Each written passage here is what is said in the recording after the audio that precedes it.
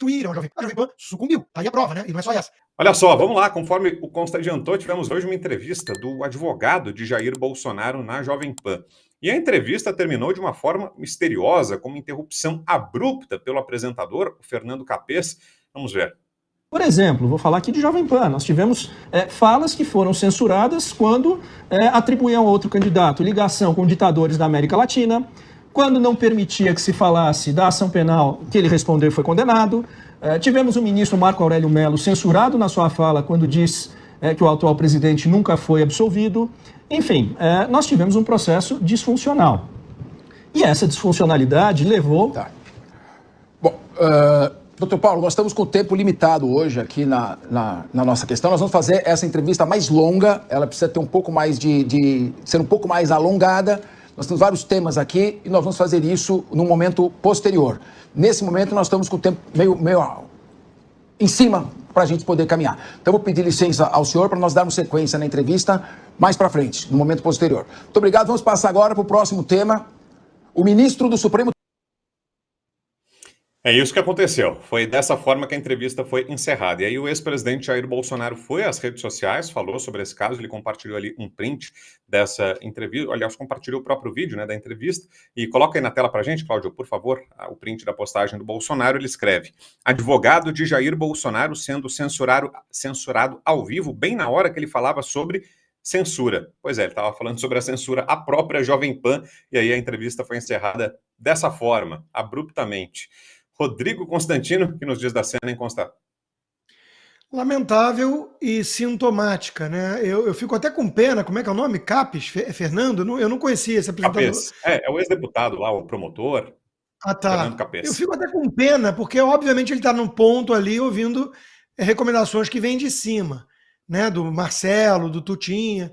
Veja, é duro, né? Cuspir em prato que comeu, mas da forma que eu fui demitido 2 vezes, quando fui cancelado, me jogaram na cova do leão. Depois me recontrataram e aí me demitiram por pressão do Alexandre de Moraes.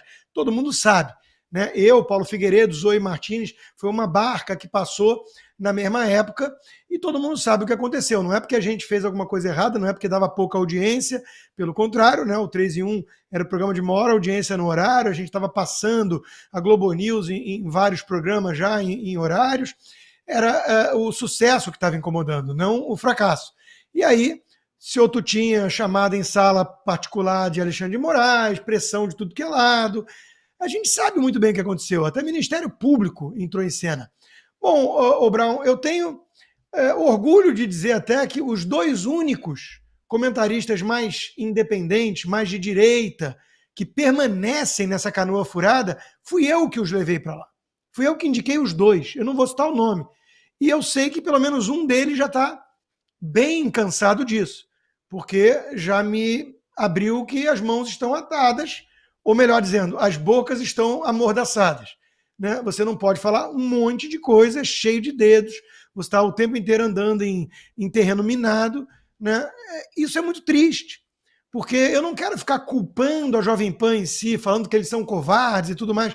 Eu quero usar isso para mostrar que não existe mais democracia num país que isso acontece.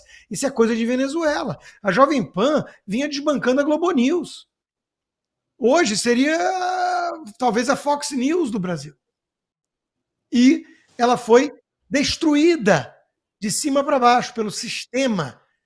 Na época da eleição, nós recebíamos o TSE dizendo que não podia chamar ladrão de ladrão, descondenado de descondenado, que tinha que ter mais equilíbrio no programa, porque só tinha um esquerdinha lá, tadinho, com as falácias pipérnicas.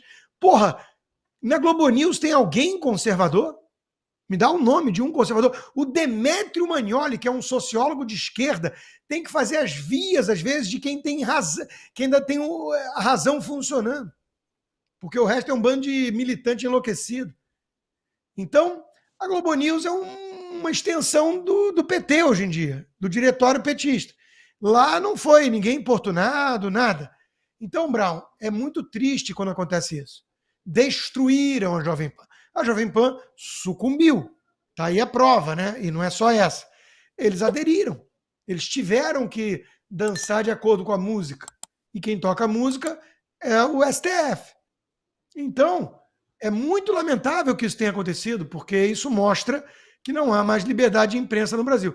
Se você fizer o jogo que a Globo News faz, você vai receber 170 milhões de motivos para continuar fazendo esse jogo se você não ligar para princípios.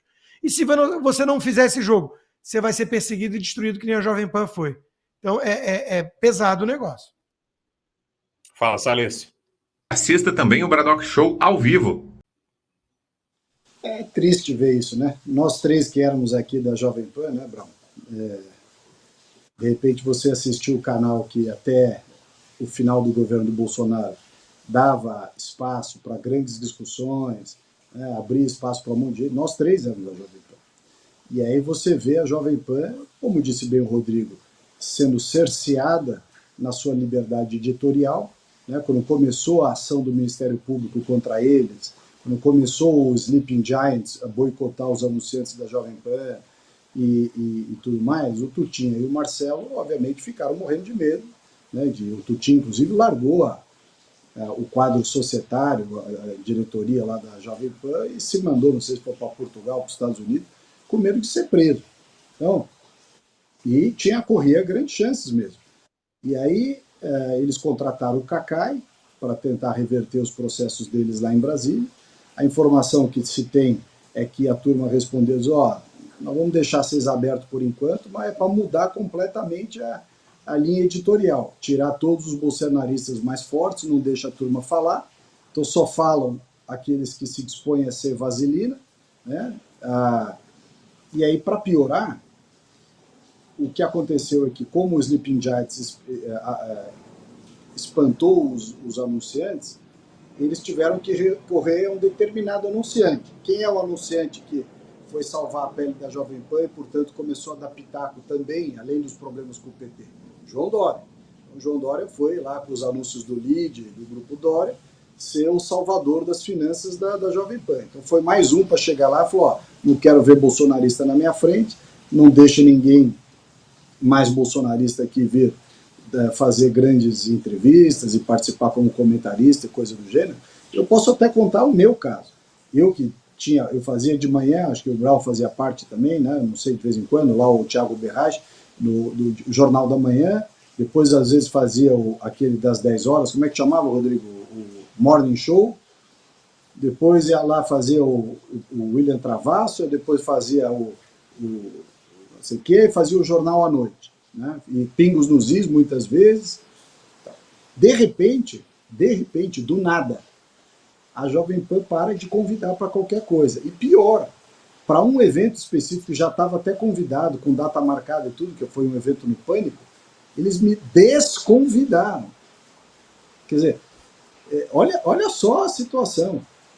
Então, de fato, é vergonhosa. Eu conheço bem o Capês, eu tenho certeza que ele não fez ele não cortou o Paulo Cunha Bueno porque quis. Obviamente, como bem disse o Rodrigo, estava com o ponto na orelha, né? Quem tivesse ali na mesa de operação deve ter dito, é para encerrar a entrevista agora. E o cara não teve jeito. Você vê que até o jeito que ele o Capês, que é um cara muito habilidoso, né, político, foi presidente da Assembleia Legislativa, procurador de justiça aposentado, até o Capês, que é um cara muito habilidoso, ficou assim, sem reação, né? Você vê que ele não tem nem o que falar muito ali, ele dá uma gaguejada, muda de assunto e tal, porque ficou ridículo realmente. Ficou uma coisa patética. E isso por causa desse ataque em vários frontos. De um lado, PT, Cacai, todo mundo exigindo que a Jovem Pan fizesse isso, a Jovem Pan até compreensivelmente se curvou, senão iam fechar e ia quebrar, e o João Dória que está mandando e desmandando lá dentro, porque é o cara que está pondo dinheiro nos anúncios lá. Para nos assistir hoje, ao vivo, às 20 horas, clique na playlist